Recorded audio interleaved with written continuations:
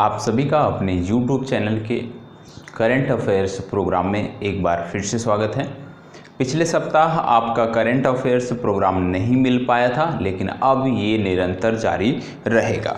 आज हम अपने करंट अफेयर्स प्रोग्राम के अंतर्गत कुछ जो साप्ताहिक महत्वपूर्ण मुद्दे हैं उनको हम देखने वाले हैं, क्योंकि अब आपको ज़्यादातर चीज़ें आपके कम्युनिटी टैब में प्रतिदिन के करंट अफेयर्स के रूप में मिल जाती हैं। तो जो कुछ ऐसा तथ्य होगा जिनका डिस्कशन करना होगा उनको हम साप्ताहिक में रखेंगे। जो वन लाइनर हमारे फैक्ट होते होंगे उनको हम डेली के करंट अफेयर्स में रखेंगे। तो चलिए प्रारंभ करते हैं अपनी चर्चा। और साप्ताहिक करंट अफेयर्स सीरीज के अंतर्गत आज हम देखने वाले हैं virtual gala technology for change के बारे में। ये है क्या, इसके बारे में समझते हैं हम। लेकिन उससे पहले आप सभी में से जो लोग पहली बार देख रहे हैं, आप सबको बता दूं कि हमारा जो चैनल है जिस पर आप अभी हैं, आज़ाद MPPSC unit of Azad group channel पर आपको साप्ताहिक करंट अफेयर्स मिलता है प्रत्येक सोमवार को। लेकिन सोमवार को रक्षाबंधन था, इस वजह से आपको ये करंट अफेयर्स एक दिन देरी से मिल रहा है। इसके साथ साथ आपके चैनल पर प्रतिदिन के करंट अफेयर्स कम्युनिटी टैब में मिलते हैं। प्रतिदिन की करंट अफेयर्स की क्विज मिलती है आपको कम्युनिटी टैब में। तो यदि आप चैनल से हमारे जुड़ेंगे तो निश्चित रूप से आपको करंट अफेयर्स के लिए कहीं बाहर नहीं जाना पड़ेगा। तो आज हम जो देखने वाले हैं, सबसे पहले हम देखेंगे virtual gala technology for change summit के बारे में, कार्यक्रम के बारे में। ये है क्या? ये एक कार्यक्रम है, ठीक है। अब आइए जानने का प्रयास करते हैं कि ये कार्यक्रम है क्या। नाम है virtual gala technology for change कार्यक्रम। इसके लिए क्या है कि एक संस्था है, एक NGO है जिसका नाम है, आपने नाम सुना होगा, अक्षय पात्रा फाउंडेशन। ये जो अक्षय पात्रा फाउंडेशन है, इसका नाम आप अवश्य ही सुने होंगे। तो अक्षय पात्रा जो फाउंडेशन है, इन्होंने अमेरिका में, कहाँ पर? अमेरिका में मिड डे मील, आप जानते हैं मिड डे मील कार्यक्रम प्राथमिक स्कूलों में बच्चों के लिए होता है। तो मिड डे मील कार्यक्रम के लिए, क्योंकि मिड डे मील कार्यक्रम के लिए इन्होंने अमेरिका में एक धनराशि जुटाई है। और जो धनराशि है ये लगभग है आपका $9,50,000। $9,50,000 रुपये इन्होंने जुटाए हैं। कहाँ पे? अमेरिका में। जिसके बाद से ये जो फाउंडेशन है आपका अक्षय पात्रा, ये चर्चा में आ गया है। तो अक्षय पात्रा के बारे में कुछ चीज़ें और हम जानेंगे, लेकिन सबसे पहले समझते हैं कि ये जो virtual gala technology for change कार्यक्रम था, इसका उद्देश्य क्या था। इसका उद्देश्य था कि जो भारत के प्राथमिक स्कूल हैं जहाँ पे मिड डे मील कार्यक्रम सरकार द्वारा दिया जाता है, सरकार द्वारा क्रियान्वित किया जा रहा है, तो वहाँ पे जो अक्षय पात्रा फाउंडेशन है ये सरकार के साथ मिलकर मिड डे मील कार्यक्रम जो है उसको वित्त मुहैया कराता है, वित्त उपलब्ध कराता है। तो इसी के अंतर्गत इन्होंने $9,50,000 अमेरिका के, ये टेक्सास प्रांत है, इन्होंने वहाँ पर इकट्ठा किया है। तो ये प्रांत नहीं पूछा जाएगा, कहाँ पर इकट्ठा किया है ये हो सकता है पूछा जाए, तो अमेरिका में इन्होंने इकट्ठा किया है। दूसरी बात है कि अक्षय पात्रा फाउंडेशन का नाम आपको सुना होना चाहिए। क्यों सुना होना चाहिए? क्योंकि एक इसको पुरस्कार मिला था पूर्व में। अक्षय पात्रा जो फाउंडेशन है, इनका उद्देश्य ही है मिड डे मील कार्यक्रम। इनका जो प्रमुख कार्यक्रम है वो है मिड डे मील कार्यक्रम। अक्षय पात्रा फाउंडेशन का प्रमुख कार्यक्रम है मिड डे मील कार्यक्रम, और उसी के अंतर्गत ये कार्य करते हैं। समस्त भारत में भारत सरकार के साथ मिलकर ये बच्चों को मिड डे मील उपलब्ध कराते हैं। इनको एक पुरस्कार मिला था जिसको बोलते हैं BBC वर्ल्ड सर्विसेज ग्लोबल। ये आप नोट कर सकते हैं क्योंकि ये NGO महत्वपूर्ण है। चैंपियन अवार्ड, ठीक है। तो BBC world series global champion award इस NGO को मिल चुका है, अक्षय पात्रा NGO को। ये आपको पता होना चाहिए। अब जब NGO की बात आ रही है तो NGO से जुड़े हुए कुछ महत्वपूर्ण फैक्ट हैं वो आपको पता होना चाहिए। जैसे बांग्लादेश का एक NGO है जिसका नाम है बराक, VRAC, याद रखिएगा VRAC। ये जो NGO है ये कहाँ का है? ये बांग्लादेश का है। और लगातार वर्ष 2017 से वर्ष 2017 से ये विश्व का सर्वश्रेष्ठ एनजीओ रहा है। 2017 से लगातार जो विश्व की सर्वश्रेष्ठ एनजीओ की लिस्ट जारी की जाती है उसमें प्रथम स्थान पे 2017 से लगातार बना हुआ है, जिसका नाम है BRAC एनजीओ। कहाँ का है ये? बांग्लादेश का एक एनजीओ है, ये आपको पता होना चाहिए।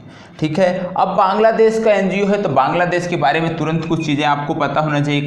क्या पता होना चाहिए? जैसे बांग्लादेश की राजधानी है ढाका, यहाँ की मुद्रा है टका, और आप जानते हैं कि यहाँ की प्रधानमंत्री हैं शेख हसीना। ये नाम आपको अवश्य पता होना चाहिए। इसके अतिरिक्त आपको यह भी पता होगा कि बांग्लादेश और नॉर्थ ईस्ट जो हमारा है उसके बीच पहली बार रेल कनेक्टिविटी प्रदान की गई, और जो रेल कनेक्टिविटी पहली बार नॉर्थ ईस्ट और बांग्लादेश के बीच हुई वो अखौरा है बांग्लादेश में। अखौरा को जोड़ेगा अगरतला से। ठीक है, दूसरे शब्दों में आप बोल सकते हैं कि अगरतला को अखौरा से रेल कनेक्टिविटी के माध्यम से पहली बार जोड़ा गया है, ये भी आपको पता होना चाहिए। ठीक है, ऐसे तो कोलकाता से बांग्लादेश के लिए रेलगाड़ियां पहले भी चलती थी, लेकिन पूर्वोत्तर भारत को पहली बार ब्रॉड गेज नेटवर्क, एक चीज़ इसमें और याद रखिएगा कि ब्रॉड गेज नेटवर्क पर पहली बार जोड़ा गया है, और जिन दो शहरों को जोड़ा गया है उसमें बांग्लादेश के अखौरा को, भारत के अगरतला को जोड़ा गया है, ये भी आपको पता होना चाहिए। इसके साथ साथ यदि आप देखें तो यहाँ पे बांग्लादेश में दो आपके पोर्ट देखने को मिलते हैं। एक है चिटगांव, जिसको बोलते हैं चटगांव, चिटगांव जो आप बोलते हैं, आप बोल सकते हैं। दूसरा है मोंगला। तो चिटगांव और मोंगला ये जो दोनों पोर्ट हैं, यहाँ पे भारतीय जो शिप होते हैं उनके लिए कस्टम फ्री सुविधा उपलब्ध कराई गई है बांग्लादेश सरकार द्वारा। इन दो बंदरगाहों को भारत को कस्टम फ्री सुविधा उपलब्ध कराई गई है। एक एनजीओ और याद रखिएगा, इसका नाम है एनजीओ पहल। क्यों याद रखना है एनजीओ पहल? ये जो एनजीओ पहल है इसने यूएई में एक रिकॉर्ड बनाया था। क्या बनाया था? सबसे ज़्यादा लंबे समय तक रोज़ा इफ्तार कराने का रिकॉर्ड एनजीओ पहल के नाम था, और ये एनजीओ कहाँ का है? ये यूएई का एक एनजीओ है। ठीक है, ये भी आपको पता होना चाहिए। चलिए बढ़ते हैं आगे और देखते हैं अगले प्रश्न को। अक्षय पात्रा फाउंडेशन से संबंधित एक चीज़ पूछा जा सकता है, वो भी देख लीजिएगा कि अक्षय पात्रा जो फाउंडेशन है ये है कहाँ पे, इसका हेडक्वार्टर कहाँ पे है? तो ये बेंगलुरु बेस्ड एक एनजीओ है। ठीक है, ये आपको पता होना चाहिए। तो इतनी चीज़ें इससे जुड़ी हुई थी, वो आपको याद रखना है आपको, क्योंकि आप प्रतियोगी छात्र हैं। तो इस तरह से चीज़ों के यदि आप जोड़ के देखेंगे तो आपके लिए भी बेहतर होगा, और कभी भी करंट अफेयर्स में कोई समस्या आपको देखने को नहीं मिलेगी। चलिए आगे बढ़ते हैं और अगला फैक्ट देखते हैं कि अगला फैक्ट हमारा क्या है। अगला हमारा है विश्व का सबसे ऊंचा रेलवे पुल अभी बना है। कहाँ पे बना है? क्या है? विश्व का सबसे ऊंचा रेल पुल, विश्व का सबसे ऊंचा रेल पुल। ठीक है, ये आपको पता होना चाहिए कहाँ पर बना है। सबसे पहली बात हो रही है विश्व का सबसे ऊंचा रेल पुल। सबसे पहली बात ये बना है चिनाब नदी पर। कहाँ पर बना है? नदी पूछी जा सकती है तो चिनाब नदी पर बना है।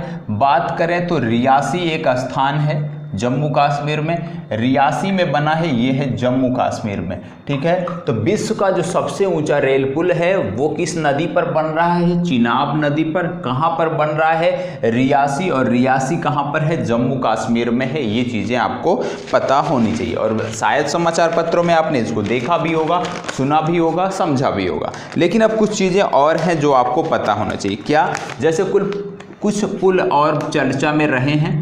कौन कौन से? जैसे इस समय असम में आई हुई है बाढ़, और असम के दो पुल आपने देखे होंगे। एक का नाम है बोगीबील, अवश्य आपने नाम सुना होगा। दूसरा नाम था आपको ढोला सादिया ब्रिज। ठीक है, ढोला सादिया ब्रिज, ये दोनों नाम आपने अवश्य सुने होंगे। और ये जो दोनों नाम हैं, इस समय असम, लगभग असम का 2/3 भाग बाढ़ से प्रभावित है। ब्रह्मपुत्र नदी बहुत बुरी तरह से असम को प्रभावित कर रही है। तो असम जो प्रभावित है, आप देखेंगे कि यहाँ पे दो पुल हैं, बोगीबील और ढोला सादिया। ये जो दोनों ब्रिज वाले इलाके हैं ये लगभग बाढ़ग्रस्त हैं, डूबे हुए हैं। तो ये पुल जो है ये आपसे पूछे जा सकते हैं कि किस राज्य में हैं? ये हैं असम में है। ठीक है। इसके अतिरिक्त यदि हम बात करें तो उड़ीसा का एक जिला था जिसका नाम था मलकानगिरी। इसको बोलते हैं घोर नक्सल प्रभावित जिला। क्या नाम था? मलकानगिरी। यहाँ पर भी एक पुल बनाया गया था राज्य सरकार द्वारा, और जो ये पुल बनाया गया था इसका नाम था गुरुप्रिया सेतु। गुरुप्रिया सेतु, ठीक है। यदि हम बात करें किस नदी पर है तो इस बना जो है ये सिलेरू नदी पर है, ठीक है। ये भी आपको पता होना चाहिए कि ये सिलेरू नदी पर बना पुल है। कहाँ पर है? उड़ीसा में है। और यदि हम जम्मू कश्मीर की बात करें तो जम्मू कश्मीर में पिछले दिनों अभी हाल ही में 2 ब्रिज बने हैं, ये आपने करंट अफेयर्स में देखा होगा। जो पूर्व में बने थे उनका नाम था उझ और एक दूसरे का नाम था बसंतर। और उझ और बसंतर जो थे, एक था हमारा सांभा जिला में और एक जो ब्रिज इसमें था वो शायद कठुआ में था। जी हाँ, एक कठुआ में है और एक दूसरा सांभा जिला में है। तो ये पुल और जो चर्चा में रहे हैं इनके बारे में भी आपको पता होना चाहिए। तो इस प्रकार के जो भी पुल बने हैं उनको आप एक जगह नोट कर लेंगे तो चीज़ें आपकी बेहतर रहेंगी, कहीं भी कोई समस्या आपको नहीं देखने को मिलेगी। चलिए बढ़ते हैं अगले टॉपिक पे और देखते हैं हमारा अगला टॉपिक क्या है, ठीक है। चलें, और निश्चित रूप से यदि आप डेली करंट अफेयर्स देखते हैं कम्युनिटी टैब में तो आपका करंट अफेयर्स बहुत ही विधिवत हो जाएगा। और आगे प्रयास है कि आपका एक चैनल है, आप सब जानते होंगे, एग्जाम इंडिया। जो एग्जाम इंडिया चैनल है यहाँ पे प्रयास किया जा रहा है कि डेली करंट अफेयर्स आप सबके लिए उपलब्ध कराया जाए। तो जल्द ही एग्जाम इंडिया पर लाइव करंट अफेयर्स भी चलेगा। चलिए, अब एक नाम आपने इस समय सुना होगा, बाउल। यदि नहीं सुना है तो कोई बात नहीं, जरूरी नहीं है कि आपने सुना हो। बाउल, इसको बोलते हैं VAUL। अब ये बाउल है क्या? बाउल को जो हम बोलते हैं ये एक प्रकार से लोकगीत है, लोक गायन है। कहाँ का है? ये है पश्चिम बंगाल, विशेषकर पश्चिम बंगाल और बांग्लादेश में इसका प्रयोग किया जाता है, इसको गाया जाता है। कहाँ पे? बांग्लादेश और पश्चिम बंगाल में। तो बाउल यदि पूछा जाए लोकगीत किस राज्य का है तो उत्तर आपका हो जाएगा पश्चिम बंगाल का। और जैसे ही आपकी बात आई बाउल लोक गायन की, उसके बाद तुरंत आपको पता होना चाहिए ये जो नृत्य है, बाउल जो नृत्य है, इसको यूनेस्को जो है, यूनेस्को सबने सुना होगा, सबने जाना होगा यूनेस्को के बारे में। तो यूनेस्को की जो सांस्कृतिक विरासत की सूची है, कौन सी सूची? सांस्कृतिक विरासत की जो सूची है उसमें इस नृत्य को जगह दी गई है। तो इसलिए ये आपकी परीक्षा के लिए महत्वपूर्ण है। क्यों महत्वपूर्ण है? क्योंकि बाउल नृत्य पश्चिम बंगाल का है और ये यूनेस्को की सांस्कृतिक विरासत की सूची में जगह बना चुका है। अब जैसे ही बात आती है यूनेस्को की, तुरंत आपको इसका फुल फॉर्म पता होना चाहिए। क्या है इसका फुल फॉर्म? यूनाइटेड नेशन, ठीक है, United Nation educational, scientific and cultural organization. और यदि हम बात करें कि इसका मुख्यालय कहाँ है तो इसका मुख्यालय भी पता होना चाहिए आपको, और इसकी प्रमुख कौन है उनके बारे में भी आपको पता होना चाहिए। तो मुख्यालय की यदि हम बात करें तो मुख्यालय है पेरिस में और इसकी जो प्रमुख हैं उनका नाम है आंद्रे एजोले।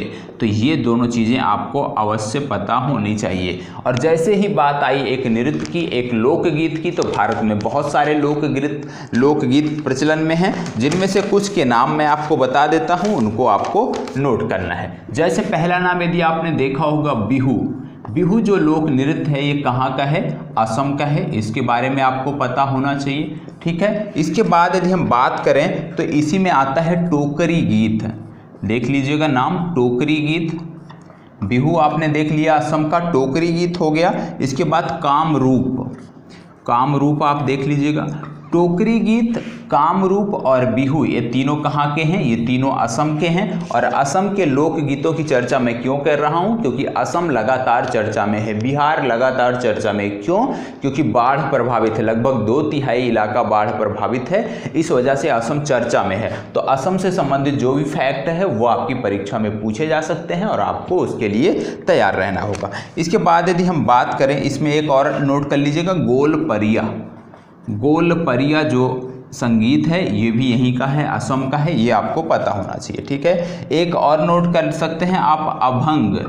अभंग कहाँ का है? अभंग जो है ये महाराष्ट्र का है, इसके बारे में भी आपको पता होना चाहिए। तो यहाँ पर मैं वही चीज़ें आप सबको बता रहा हूँ जो आपकी परीक्षा में पूछी जा सकती हैं और किन्हीं ना किन्हीं रूपों में समसामयिक संदर्भों में चर्चा में है। तो आपको क्या करना है कि इनको एक जगह ही नोट करना है और इसी तरह से अपने आप को भी तैयार करना है कि जो भी चीज़ें करंट में चल रही हैं, जैसे मैंने बाढ़ की बात किया, तो इसी तरह से आप देखते हैं कि मानव संसाधन विकास मंत्रालय का नाम बदल दिया गया। तो मानव संसाधन विकास मंत्रालय से जुड़े हुए जितने भी मैंने कार्यक्रम बताए थे, जितने भी मैंने ऐप के बारे में बताया था, उन सब के बारे में आपको जानकारी होनी चाहिए। ठीक है, तो यदि इसी तरह से करेंगे तो आपकी भी चीज़ें स्वयं से ही बेहतर होती जाएंगी और करंट अफेयर्स के लिए इधर उधर आपको भागना नहीं पड़ेगा। चलिए अगले टॉपिक पर पढ़ते हैं और इसको उम्मीद करता हूँ आप सबने नोट कर लिया होगा और कभी भूलेंगे नहीं बाउल के बारे में कि बाउल किस राज्य का लोकगीत है। चलिए अब आगे देखते हैं। अगला है प्रोजेक्ट कुइपर। प्रोजेक्ट कुइपर क्या है इसके बारे में समझने का प्रयास करते हैं। प्रोजेक्ट कुइपर, एक होता है क्लिपर, तो क्लिपर नहीं है ये, याद रखिएगा, कुइपर है। तो कुइपर और एक था क्लिपर, क्लिपर मिशन। ठीक है, तो क्लिपर और कुइपर में अंतर है, दोनों को एक साथ जोड़ के नहीं देखना है। कुइपर अलग है और क्लिपर अलग है। चलिए अब देखते हैं कि ये चर्चा में क्या है, प्रोजेक्ट कुइपर है क्या। सबसे पहली बात, ये जो प्रोजेक्ट कुइपर है ये है अमेजन का। किसका है? अमेजन का। अमेजन कंपनी कहाँ की है? अमेरिका की कंपनी है। हेडक्वार्टर कहाँ पे है? सिएटल में है। सिएटल कहाँ पे है? अमेरिका में। ठीक है, प्रमुख की बात करें अमेजन के तो हैं जेफ बेजोस। इनका नाम आपको पता होना चाहिए। क्यों पता होना चाहिए? कि जेफ बेजोस जो हैं विश्व के सबसे धनी व्यक्ति हैं। ठीक है, कैसे पता चला कि सबसे धनी व्यक्ति हैं? एक पत्रिका है फोर्ब्स, और फोर्ब्स पत्रिका प्रत्येक वर्ष जो है एक अपना सूची जारी करती है, विश्व के सबसे सर्वश्रेष्ठ धनी व्यक्तियों की सूची जारी करती है। और जो फोर्ब्स पत्रिका द्वारा सूची जारी की गई है उसमें जेफ बेजोस का नाम पहले स्थान पे है। इसलिए आपको पता होना चाहिए कि जेफ बेजोस जो अमेरिका के संस्थापक हैं वो विश्व के सबसे धनी व्यक्ति हैं। अब यदि हम बात कर लें कि भाई अमेजन क्यों भेज रहा है, तो अमेजन इसमें भेजेगा 3200, लगभग 3200 उपग्रह भेजेगा अमेजन। क्यों भेजेगा इसकी बात हम कर लेते हैं। तो जो अमेजन 3200 उपग्रह भेजेगा इसका काम क्या है कि इंटरनेट सेवा को बढ़ावा देना। मतलब ये जो प्रोजेक्ट कुइपर है अमेजन का है और इसका उद्देश्य है इंटरनेट सेवा को बढ़ावा देना। ठीक है, इंटरनेट सेवा को बढ़ावा देना। और ये जो मिशन है ये 5 शिफ्ट में भेजा जाएगा। 3200 उपग्रह भेजने हैं तो 5 बार में 5 शिफ्ट में ये उपग्रह भेजे जाएंगे। 5 अलग अलग समयों पर ये उपग्रह भेजे जाएंगे। अब यदि हम बात कर लें, प्रोजेक्ट कुइपर की बात कर लिया, अमेजन की हमने बात कर लिया, समझ लिया हमने कि क्या चीज़ें हैं इससे। एक और आपको पता होना चाहिए, इस समय कंपनी चर्चा में है, नाम है स्पेस एक्स। क्यों चर्चा में है? क्योंकि स्पेस एक्स जो कंपनी है इसके बारे में आपको पता होना चाहिए कि इसके संस्थापक हैं एलन मस्क। कौन है? Elon Musk. और जो एलन मस्क संस्थापक हैं स्पेस एक्स के, तो आपको बता दो स्पेस एक्स का एक रॉकेट भी है जिसका नाम है फॉल्कन 9। ठीक है, मतलब फॉल्कन श्रेणी का जो रॉकेट होता है उसकी इस कंपनी का होता है, स्पेस एक्स का होता है। और स्पेस एक्स चर्चा में क्यों है ये मैं आपसे बात करने जा रहा था। स्पेस एक्स इसलिए चर्चा में है क्योंकि ये विश्व की पहली निजी कंपनी बनी है जिसने सफलतापूर्वक अंतरिक्ष यात्रियों को जमीन पर, धरती पर वापस लाया है। तो विश्व की सबसे पहली कंपनी, सर्वश्रेष्ठ कंपनी, सबसे पहली निजी कंपनी आप बोल सकते हैं क्योंकि प्राइवेट कंपनी है। तो विश्व की सबसे पहली निजी कंपनी जिसने अंतरिक्ष मिशन को सफलतापूर्वक पूरा किया है। और मिशन का उद्देश्य है कि अंतरिक्ष यात्रियों को अंतरिक्ष में ले गए थे और वहां से वापस सफलतापूर्वक धरती पर लेकर आए हैं। तो स्पेस एक्स के बारे में आपको पता होना चाहिए और फॉल्कन 9 रॉकेट के बारे में आपको पता होना चाहिए क्योंकि ये विश्व का सबसे पावरफुल जो रॉकेट है उनमें से एक है। और इसके बारे में सिर्फ नाम देके ही आपकी परीक्षा में पूछा जा सकता है कि फॉल्कन 9 रॉकेट किस कंपनी का है, तो आपको ये भी आपको पता होना चाहिए। और मैं एक मिशन लिख दे रहा हूँ, ये इस समय काफ़ी चर्चा में है, इसका नाम आपको पता होना चाहिए। इसका नाम है रोवर परसिवरेंस। ठीक है, इसका नाम नोट कर लीजिएगा। और रोवर परसिवरेंस और इंजीन्यूटी हेलीकॉप्टर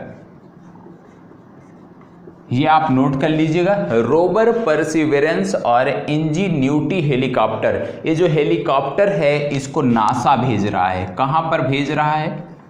नासा भेज रहा है इसको। और कहाँ पे भेज रहा है? मंगल ग्रह पे।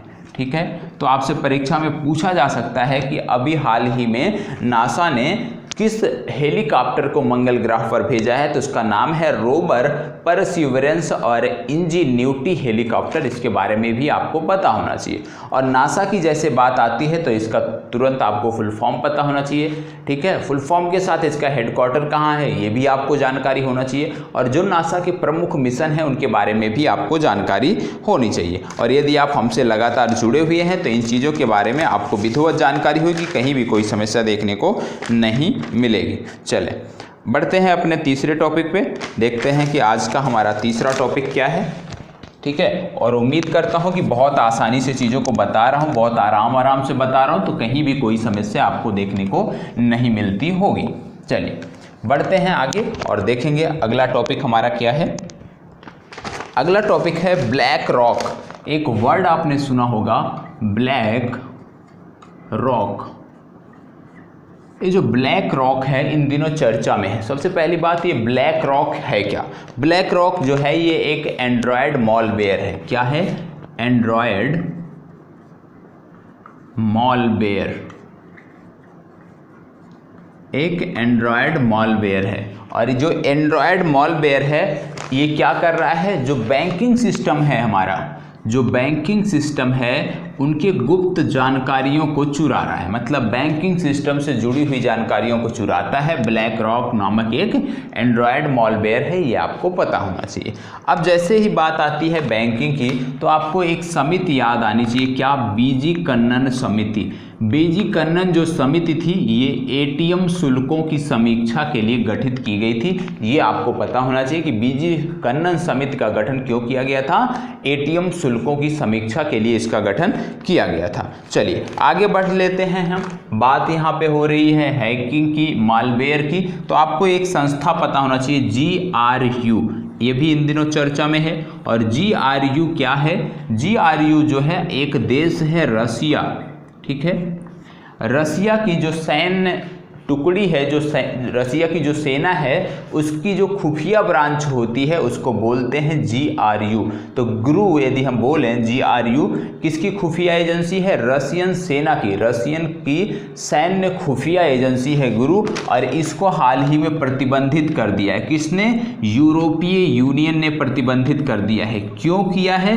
क्योंकि यूरोपीय यूनियन का जो दावा है कि इस एजेंसी के कारण साइबर हमले हो रहे हैं। कहाँ पर साइबर हमले हो रहे हैं? यूरोप में साइबर हमले हो रहे हैं। तो इसमें सिर्फ आपको इतना याद रखना है कि GRU किसकी कंपनी है, किसकी खुफिया कंपनी है? तो ये रसिया की सैन्य खुफिया कंपनी है, ये आपको पता होना चाहिए। और जैसे ही बात रसिया की आती है तुरंत आपको पता होना चाहिए रसिया की संसद का नाम है ड्यूमा।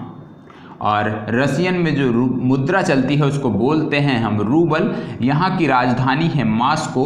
और मास्को का नाम लेते ही आपको पता होना चाहिए कि भारतीय इसरो जो है इसकी तकनीकी संपर्क इकाई जो है वो मास्को में स्थापित की गई है। तो इतनी जानकारी आपको पता होना चाहिए। दूसरी कुछ चीज़ें और आपको पता होना चाहिए। इनका एक रोबोट था फेडोर।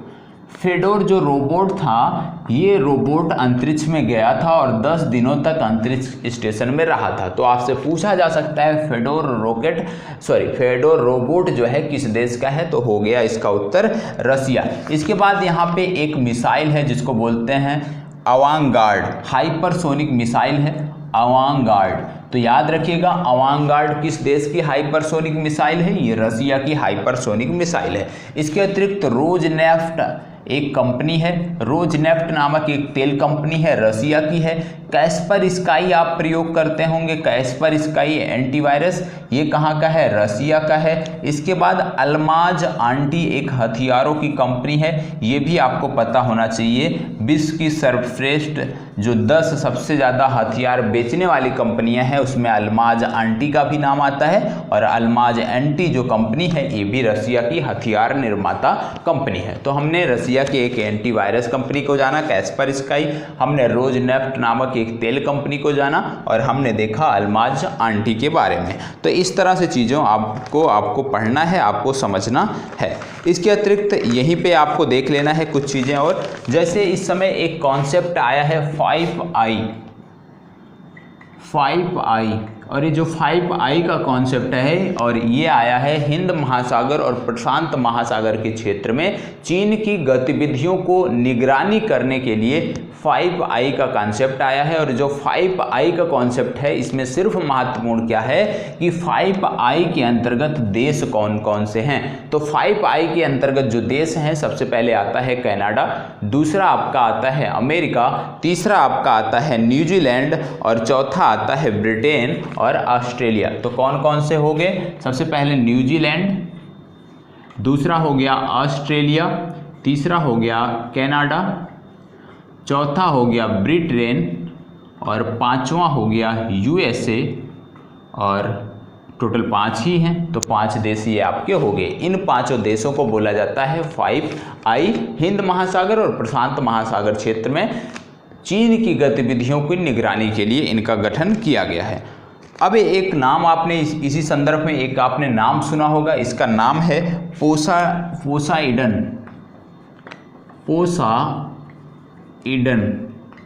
पोसाइडन 18, ये बहुत ही महत्वपूर्ण है, इसको नोट कर लीजिएगा। ये जो पोसाइडन 18 है ये है क्या, इसके बारे में आपको पता होना चाहिए कि पोसाइडन जो 81 है, सॉरी 18 नहीं है 81 है, ये है क्या? ये एक प्रकार का एंटी सबमरीन है। एंटी सबमरीन ये क्यों चर्चा में है?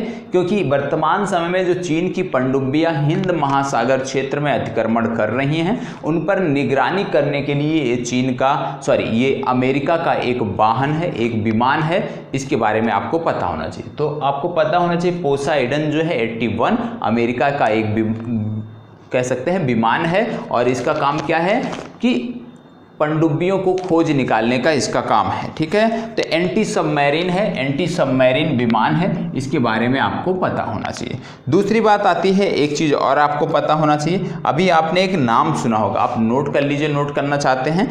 एक नाम है ओरका एक्स्ट्रा लार्ज अनमैन्ड अंडरस व्हीकल। क्या है? ओरका एक्स्ट्रा लार्ज अनमैन्ड अंडरस व्हीकल। और ये क्या है? ये एक प्रकार का जो है लड़ाकू ड्रोन पनडुब्बी है, और इसको बोइंग ने तैयार किया है, बोइंग कंपनी ने इसको बनाया है, और अमेरिका इसको हिंद महासागर क्षेत्र में, प्रशांत महासागर क्षेत्र में इसको तैनाती पर भेज रहा है। तो इसके बारे में भी आपको पता होना चाहिए। ठीक है, चलिए, तो आपने 2 चीज़ें देखी, 2 महत्वपूर्ण चीज़ें देखी। अब आगे हम बढ़ते हैं, एक उपकरण है उसके बारे में जानने का प्रयास करते हैं। और ये उपकरण आप जानते हैं कि वर्तमान समय में कोविड के संदर्भ में, कोविड की वजह से बहुत सारे जो भी इससे रिलेटेड चीज़ें हैं स्वास्थ्य से संबंधित वो चर्चा में हैं, और उनसे संबंधित प्रश्न भी पूछे जा सकते हैं। ठीक है, तो इन्हीं संदर्भों में आज हम देखेंगे अपने इस टॉपिक को। और ये है NJO नियो, देख लीजिएगा इसको क्या लिख रहा हूँ मैं, NJO नियो। ये क्या है? एक प्रकार का उपकरण है। ठीक है, NJO नियो एक प्रकार का उपकरण है। प्रयोग में क्यों लाया जाता है? सबसे पहली बात ये क्या है? एक उपकरण है। प्रयोग में क्यों लाया जाता है ये उपकरण? पीलिया की जो जांच होती है,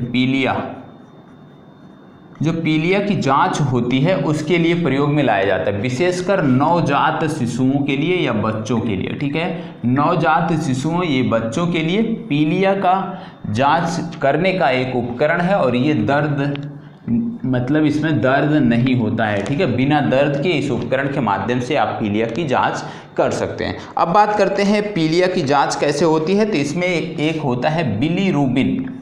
ठीक है, बिलीरुबिन ये नाम याद रखिएगा। तो ये जो किट है ये बिलीरुबिन की जांच करता है और बिलीरुबिन के आधार पर हम बता सकते हैं कि बच्चे को पीलिया है कि नहीं।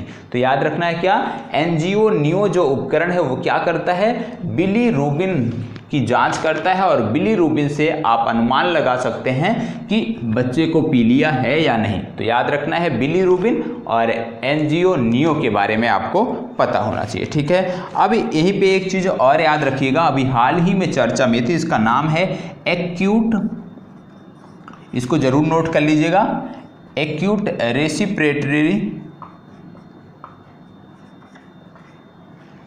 Distress syndrome. ये एक प्रकार की बीमारी होती है। तो ये इसकी बात हम क्यों कर रहे हैं, इसका नाम है एक्यूट रेस्पिरेटरी डिस्ट्रेस सिंड्रोम। इसकी चर्चा हम इसलिए कर रहे हैं क्योंकि भारत सरकार द्वारा, भारत का जो स्वास्थ्य मंत्रालय है ICMR जो है, इसके द्वारा जो कोविड के मरीज हैं, मतलब ऐसे मरीज जो एक्यूट रेस्पिरेटरी डिस्ट्रेस सिंड्रोम से प्रभावित हैं, वर्तमान समय में कोविड-19 के भी चपेट में हैं, ऐसी मरीजों के लिए ICMR ने एक वैक्सीन के प्रयोग के लिए हरी झंडी दे दी है। तो ये जो वैक्सीन है ये आपको पता होना चाहिए, क्या नाम है, इटोलीजुमॉब। ठीक है, इटोलीजुमॉब नामक वैक्सीन है और इसको बनाया किसने है, इसको बनाया है बायोकॉन ने, बायोकॉन द्वारा बनवाया गया है। अब बायोकॉन की बात आती है, तुरंत आपको एक नाम याद आना चाहिए, क्या, किरण मजूमदार शाह, किरण मजूमदार शाह। क्यों याद आना चाहिए, क्योंकि बायोकॉन की जो चेयरपर्सन है उनका नाम है किरण मजूमदार शाह और ये नाम ही आपके लिए बहुत महत्वपूर्ण है। कैसे, किरण मजूमदार शाह को अभी हाल ही में 2 पुरस्कार मिले थे। पहला मिला था ऑस्ट्रेलिया का सर्वोच्च नागरिक सम्मान, ये आपको पता होना चाहिए, ऑस्ट्रेलिया का सर्वोच्च नागरिक सम्मान।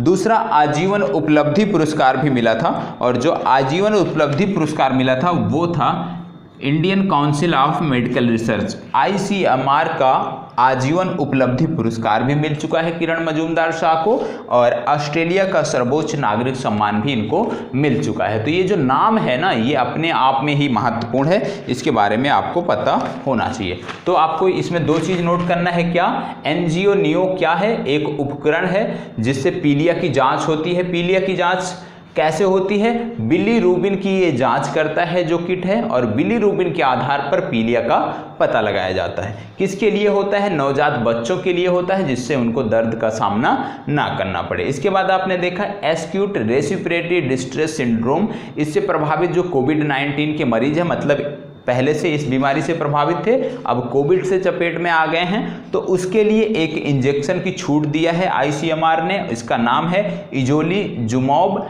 इटोलीजुमॉब एक इंजेक्शन है जो इस बीमारी और कोविड-19 दोनों से बचाने के लिए प्रयोग में लाया जा रहा है और इसको बनाया किसने है, बायोकॉन नामक कंपनी ने बनाया है। बायोकॉन के संस्थापक सदस्य हैं किरण मजूमदार शाह और किरण मजूमदार शाह को 2 पुरस्कार मिले हैं। पहला है ऑस्ट्रेलिया का सर्वोच्च नागरिक सम्मान और दूसरा पुरस्कार है ICMR का आजीवन उपलब्धि पुरस्कार। ये दोनों चीजें आपको पता होना चाहिए।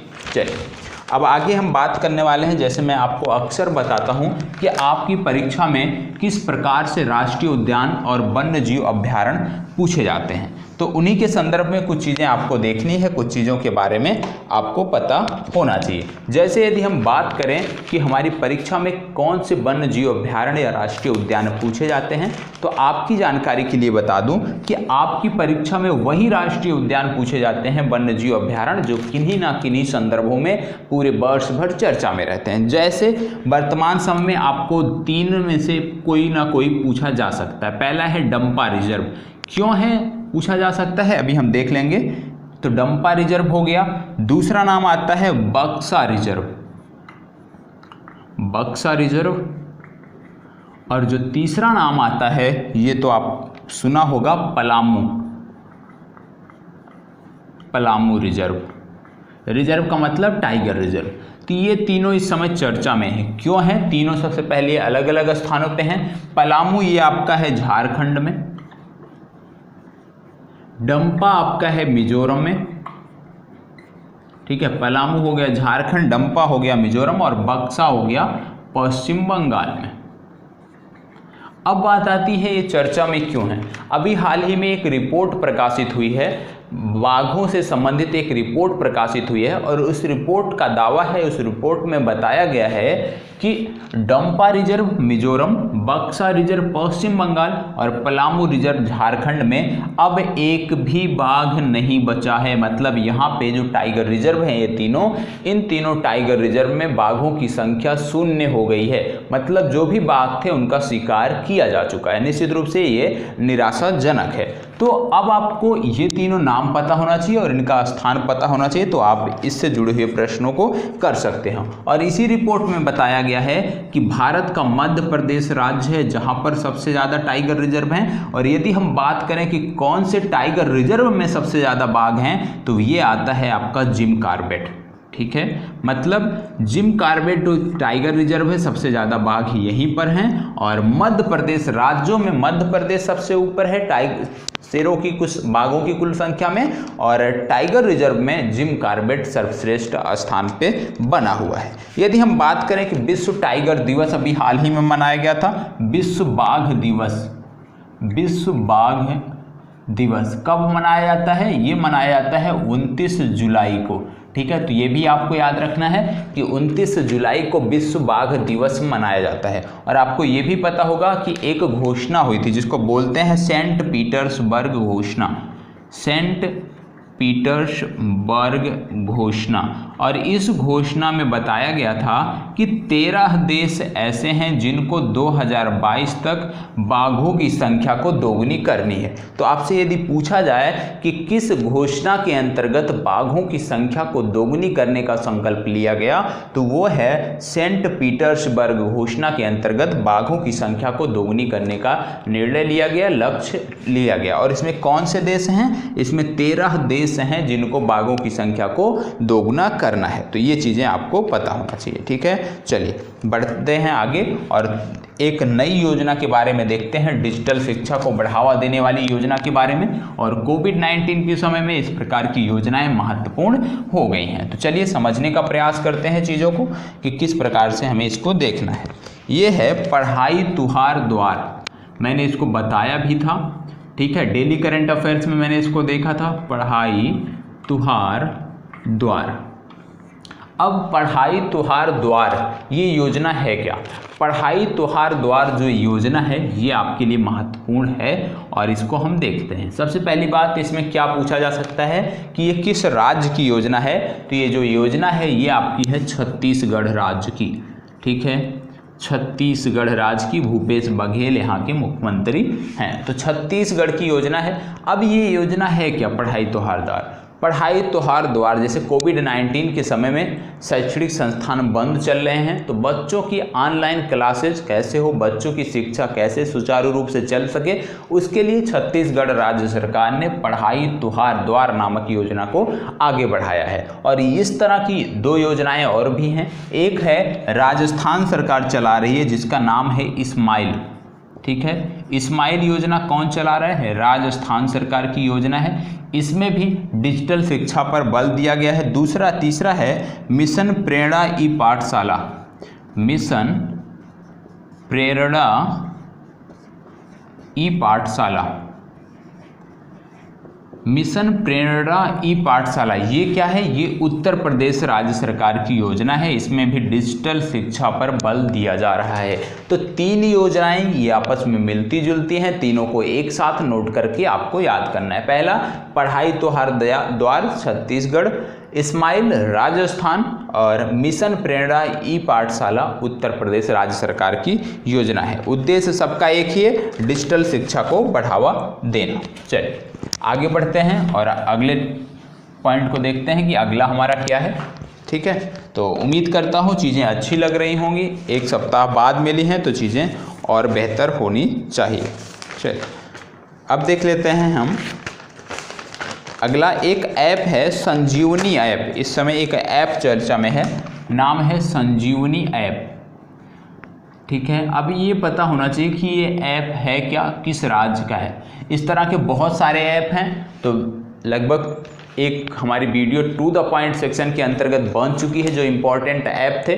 आगे के जब कुछ ऐप और नए आ जाएंगे तो एक वीडियो आपकी proper to the point section के अंतर्गत मिल जाएगी। अब संजीवनी ऐप है, किसने बनाया है? सबसे पहले इसको बनाया है बिहार राज्य सरकार ने, और मुख्यमंत्री हैं नीतीश कुमार। बिहार बाढ़ से प्रभावित है, इसलिए बिहार से संबंधित जो भी प्रश्न आपके दिमाग में आए, चर्चा में आए, उसको तुरंत आपको याद करना है, रट जाना है। तो ये बिहार राज्य सरकार की योजना है, सॉरी ऐप है। इसमें है क्या कि इसमें कोविड-19 से संबंधित समस्त जानकारियां दी जाएंगी, मतलब किस अस्पताल में बेड खाली है, किस तरह से कोविड-19 का बचाव करना चाहिए, किस तरह की दवाइयां कोविड-19 में, मतलब कोविड-19 से संबंधित समस्त जानकारियों के लिए बिहार राज्य सरकार ने इस ऐप को लॉन्च किया है। तो आपको सिर्फ इतना याद रखना है कि संजीवनी ऐप बिहार राज्य सरकार द्वारा लॉन्च किया गया है। अब जैसे इतना आप देखते हैं, एक वर्ड आप एक टॉपिक और यहाँ पे देख लीजिएगा, एक नाम है स्वाभिमान वाहिनी। ये क्या है? बिहार से ही संबंधित है, इसको मैं बता दे रहा हूँ कि बिहार से ही संबंधित है। ये क्या है? ये चर्चा में हाल ही में था। क्यों?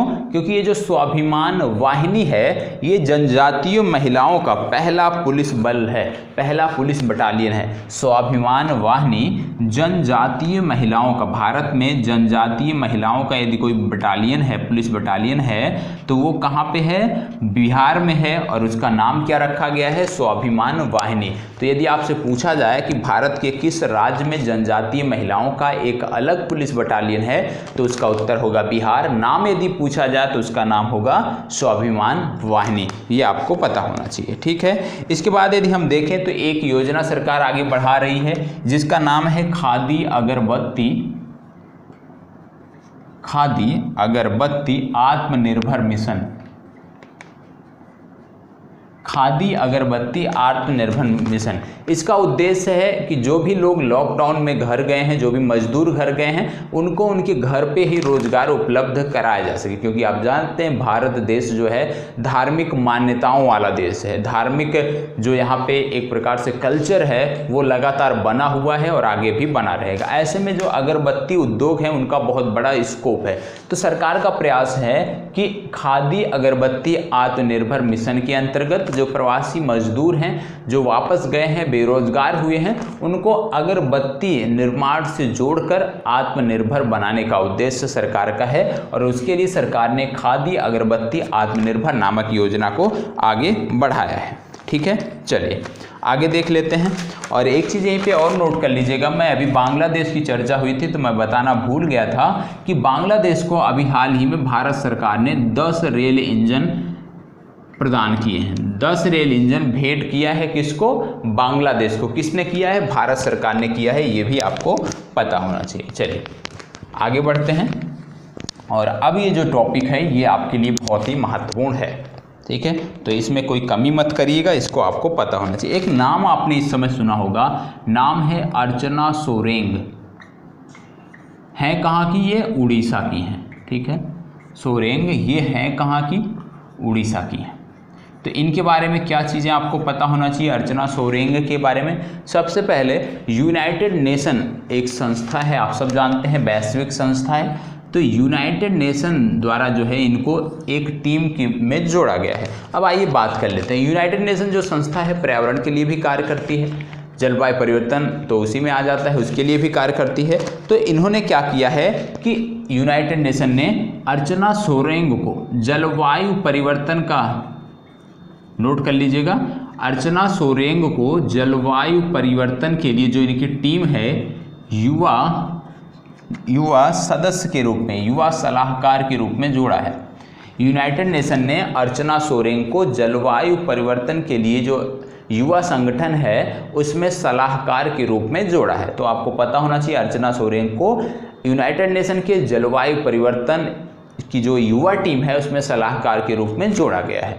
अब अर्चना सोरेंग की बात हुई तो आपने समझ लिया, नाम देख लिया कि भाई किस महिला को यूनाइटेड नेशन ने अपने जलवायु परिवर्तन कार्यक्रम के अंतर्गत सलाहकार के रूप में जोड़ा है, नाम याद कर लिया। तो भारत में एक और बच्ची है जिसका नाम है लिसिप्रिया कुंगुजम। लिसिप्रिया कुंगुजम, इसका कंगुजम नाम है, इसका भी आपको नाम पता होना चाहिए। कहाँ की है? मणिपुर की रहने वाली बच्ची है, ठीक है। मैक्सिमम इसकी एज अभी होगी 12 साल, मैक्सिमम एज 12 साल होगी। और इसको बोला जाता है भारत की ग्रेटा। क्यों बोला जाता है? क्योंकि ये जो बच्ची है 8 वर्ष की ये बच्ची थी जब वैश्विक स्तर पर इसको पहचान मिली और इसने अपने क्षेत्र में पर्यावरण संरक्षण के लिए बेहतर कार्य किया। तो आपको ये भी नाम याद रखना है कि लिसीप्रिया जो कुंगजम है ये किस राज्य से जुड़ी हुई हैं? मणिपुर राज्य की हैं। और एक बच्ची है, छोटी सी बच्ची है, जलवायु कार्यकर्ता है और इसको क्या बोलते हैं? भारत की ग्रेटा बोलते हैं। ग्रेटा कौन है? ग्रेटा थनबर्ग इनका पूरा नाम है। ये कहाँ की हैं? स्वीडन की हैं। क्या हैं? ये जलवायु कार्यकर्त्री हैं। और यदि ग्रेटा का नाम आता है तो इनकी एक बुक है वो आपको पता होना चाहिए। जो ग्रेटा की बुक है वो उसका नाम आपको पता होना चाहिए, क्योंकि लगातार ग्रेटा थनबर्ग चर्चा में रहती थी तो इनके बुक के बारे में पूछा जा सकता है। इसका नाम है no one is too small to make a difference. ठीक है, no one is too small to make a difference, ये इसकी बुक का नाम है, ये आपको पता होना चाहिए। आप सब जानते हैं इनको अभी हाल ही में एक पुरस्कार भी मिला था, 2020 में एक पुरस्कार मिला है। इसका नाम मैं यहाँ पे लिख दे रहा हूँ। इनका नाम है सॉर्टी, पुरस्कार का नाम Shorty award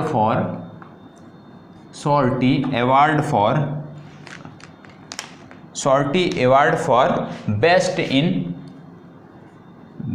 in activism. Shorty award for best in activism, ये पुरस्कार ग्रेटा थनबर्ग को वर्ष 2020 में मिला है। तो जितने भी आप इस सप्ताह के जितने भी करंट अफेयर्स थे जिनकी चर्चा करना था, आपके लिए जिनकी चर्चा करना था, उनको मैं आपके लिए लेके आया था। और ये चीज़ें, ये चर्चा हमारी यहीं पे समाप्त होती है और ये कार्यक्रम निरंतर मिलता रहेगा। पिछले सप्ताह गैप हुआ लेकिन आगे से ये कार्यक्रम आपको निरंतर मिलता रहेगा। लेकिन चर्चा समाप्त करने से पहले मैं बार बार कह रहा हूँ कि जो हमारा कम्युनिटी टैब है, कम्युनिटी टैब पर आप अवश्य विजिट किया करें। प्रतिदिन के करंट अफेयर्स आपको कम्युनिटी टैब पर देखने को मिल जाएंगे, जिसकी आपसे चीज़ें जो हैं आपकी पढ़ाई आसान हो जाएगी। क्योंकि यदि आप साप्ताहिक देख लेते हैं, डेली के करंट अफेयर्स देख लेते हैं, तो आप 100% आश्वस्त रहिए कि आपको कहीं और भागना करंट अफेयर्स के लिए नहीं पड़ेगा। ज़्यादातर चीज़ें आपकी यहीं से कवर हो जाएंगे। तो यहीं पे अपनी चर्चा समाप्त करते हैं। उम्मीद करता हूँ आप सब बहुत अच्छे से होंगे और घर परिवार में अभी तक सब कोविड-19 से सेफ भी होंगे। और मैं यही कहूँगा कि आप सब थोड़ा सा जागरूकता दिखाएं, थोड़ा सा सतर्कता दिखाएं, तो निश्चित रूप से कोविड-19 से आप भी सेफ रहेंगे और आपका परिवार भी सेफ रहेगा, क्योंकि परिवार की जिम्मेदारी भी अब आप पर ही है। ठीक है, तो यहीं पे अपनी चर्चा समाप्त करते हैं। धन्यवाद।